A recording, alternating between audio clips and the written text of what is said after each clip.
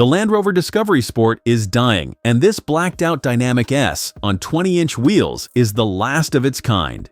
After 11 years, the 2026 model is the final one, so the sporting Dynamic S becomes the send-off of a car about to disappear. So what exactly are you saying goodbye to? Start with the shape, because the Dynamic S swaps the usual chrome for gloss black on the grille, badges, and mirrors. Those slim tail lights and the clean tailgate have aged better than almost anything else in the class. If you are cross-shopping a small premium SUV, subscribe now, because by the end, you will know if the badge is worth it. Up front sit the Pixel LED headlights, and the design stays honest, so the light signature works at night, not just for show. That matters, because the news here is bigger than a facelift. This Discovery Sport is being retired for good. The Discovery name quietly bowing out. Along the side, the proportions still read Land Rover, upright, square, and unmistakable. Inside is where the Dynamic S makes its case, with a cabin that feels a class above its price of entry. The dashboard is clean and horizontal, wrapped in soft materials, with metal switchgear that shames a lot of pricier rivals. The wheel is chunky and heated, the seats are ebony leather with gray stitching, and it all feels built to last. The doors shut with a solid, expensive thunk, and the driver sits high, with a commanding view out. Ahead of you sit two crisp digital screens, and this is where the old Discovery Sport used to lose points. The 11.4-inch curved touchscreen runs Land Rover's Pivi Pro software, and it is finally quick to respond. Navigation, media, and the hybrid settings all live here, with wireless Apple CarPlay and Android Auto included. It is a huge step over the fiddly system this car launched with, and it fixes the cabin's biggest old flaw. Below the screen, Land Rover kept real physical climate dials, a small choice that pays off every single day.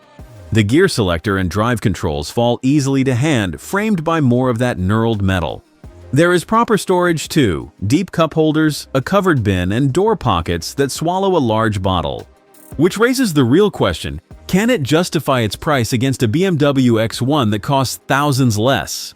The back seats answer part of that because rear legroom is generous for a compact SUV. The rear doors open wide and almost square, so fitting a child seat is far less of a wrestle. Head and shoulder room are strong back here too. The rear bench slides and reclines, and there is a fold-down armrest with its own cup holders. Small touches, but the kind families notice. Rear passengers even get their own air vents. And crucially, you can still option a third row, turning this into a 5+2. Those extra seats are strictly for kids, but for the school run they earn their keep. From outside, you would never guess it swallows this much. At the back, the Dynamic S badging and the 20-inch gloss black wheels give it the range's most purposeful stance. But how does it actually drive? First though, the boot, because practicality is the whole point of any Discovery. With 5 seats up, you get 32 cubic feet of space. That is a big, square, genuinely usable load bay. Charging cables included. Fold the seats flat and it opens right up to about 60 cubic feet with everything down, enough for a serious airport run. Now the powertrain, and here the story splits by country because the car in front of you is Europe's plug-in hybrid. It covers 37 electric miles. America skips the plug-in and takes a 250 horsepower Turbo 4 instead, priced from $49,900.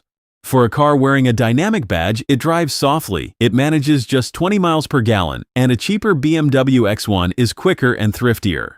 So the one to buy is the P250. For the badge, the plush cabin, and real off-road grip. It scores 8.9 on the Auto TV score, and the 7-seat Landmark Edition is next.